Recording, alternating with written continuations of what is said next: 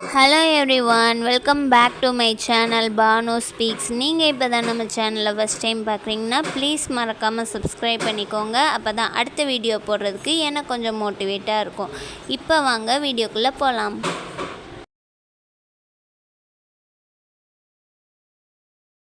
Hi friends, இன்றைக்கி நம்ம சேனலில் ஒரு சூப்பரான பர்பிள் கலரில் ஒரு ட்ரிங்க் தான் ரெடி பண்ண போகிறோம். இந்த ரெசிபியை வெறும் 3 பொருள் வச்சு ஈஸியாக செஞ்சிடலாம். குடிக்கிறதுக்கும் இது உடம்புக்கும் அவ்வளோ நல்லது. முக்கியமாக நம்மளோட ஸ்கின்னை நல்லா பிரைட்டன் பண்ணும். இப்போ வாங்க எப்படி செய்கிறதுன்னு பார்க்கலாம். ஃபஸ்ட்டு ஒரு மிக்ஸி ஜாரில் ஒரு 3 மாதுளம்பழத்தை நல்லா தோல் உரித்து எடுத்து வச்சுருக்கேன். இந்த மாதுளம்பழம் சாப்பிட்றதால நம்மளுக்கு ஹீமோக்ளோபின் அதிகரிக்கும். அப்புறம் நம்ம ஸ்கின் நல்லா பிரைட் ஆகும்.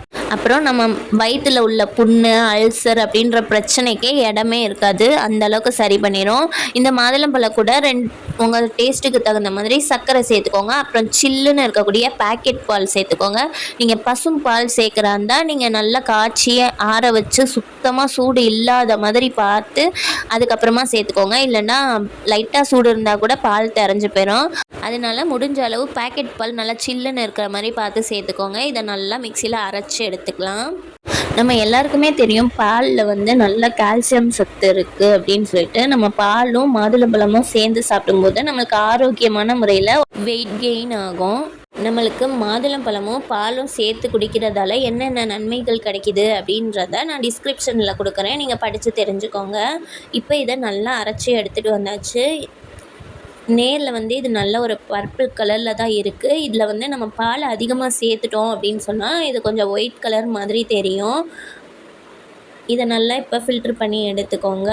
இதை உங்கள் வீட்டு சின்ன பசங்க, ஸ்கூலுக்கு போகிற பசங்க, இல்லை ஆஃபீஸ்க்கு போகிறவங்களுக்கு காலையிலையோ சாயந்தரமோ கொடுக்கும்போது நல்லாவே ஒரு எனர்ஜி பூஸ்ட் பண்ணும். இப்போ இதை நல்லா ஃபில்ட்ரு பண்ணிவிட்டு ஆளுக்கு ஒரு டம்ளரில் ஊற்றி கொடுத்துட வேண்டியதான்.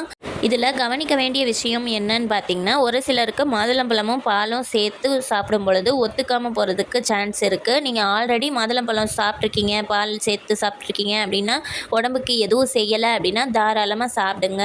சர்க்கரையே முடிஞ்ச அளவுக்கு கம்மியாக சேர்த்துக்கோங்க. இதுதான் ஹெல்த்தியும் கூட. வயசானவங்களாக இருந்தால் ஒரு சிலருக்கு சுகரெல்லாம் இருக்கும். அவங்கெல்லாம் டாக்டர்கிட்ட கேட்டு சாப்பிட்றது நல்லது, இதை சாப்பிடலாமா என்னன்ட்டு.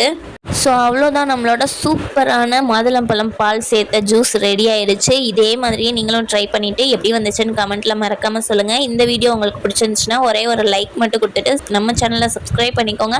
அப்போ தான் அடுத்த வீடியோ போடுறதுக்கு எனக்கு கொஞ்சம் மோட்டிவேட்டாக இருக்கும். மறுபடியும் வேறு ஒரு வீடியோவில் உங்களை பார்க்குறேன். பாய்.